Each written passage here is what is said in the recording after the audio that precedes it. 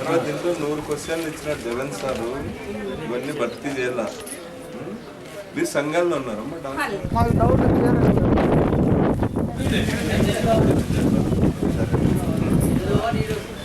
నిన్నటి నుంచి కూడా గడప గడపకు వైఎస్ఆర్ కాంగ్రెస్ పార్టీ తరఫున అన్ని నియోజకవర్గాల్లో కూడా కార్యక్రమం ప్రారంభమైంది. ఇక్కడ మేము ఇంటింటికి వెళ్ళినప్పుడు చంద్రబాబు గారేమో నా పరిపాలనకి 80% మార్కులు వచ్చినాయని చెప్తా ఉన్నాడు. కానీ మేము గ్రామాల్లో ఇంటింటికి పోయినప్పుడు కనిపిస్తున్నది ఏమంటే చంద్రబాబు 0 మార్కులు మాత్రం వచ్చినాయి చంద్రబాబు గారికి. ప్రజల్ని మేము 100 క్వశ్చన్లు వేసాం. చంద్రబాబు గారు ఇచ్చినటువంటి హామీలు వాటి ఏ మేరకు నెరవేర్చినాడు, ప్రజల ఇబ్బందుల గురించి అడిగాం. కానీ ఎక్కడ కూడా ఎవరు పాజిటివ్గా చెప్పడంలా.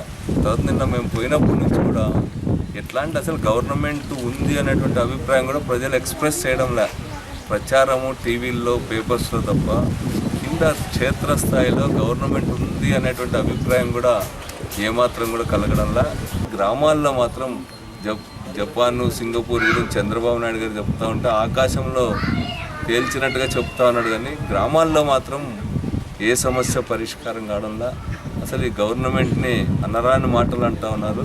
అందుకని ఇప్పటికైనా సరే గవర్నమెంట్ ఇండ్లు ఇవ్వాలా, ఈ 2 ఏళ్లలో 1 సెంటు భూమి కూడా ఎక్కడా ఇవ్వాలా, అసైన్మెంట్ కమిటీస్ ఏమైనా అనేటువంటి చెప్పాలా.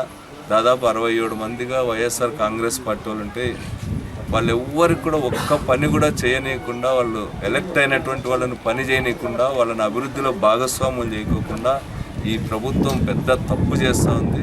నిరంకుశంగా అప్రజాస్వామికంగా ఎన్నికైనటువంటి వాళ్ళని ప్రజా తీర్పును కూడా కనీసం గౌరవించకుండా పోతా ఉంది. దీన్ని ప్రజలు అంగీకరించడం లేదనేటువంటిది మాకు కింది స్థాయిలో కూడా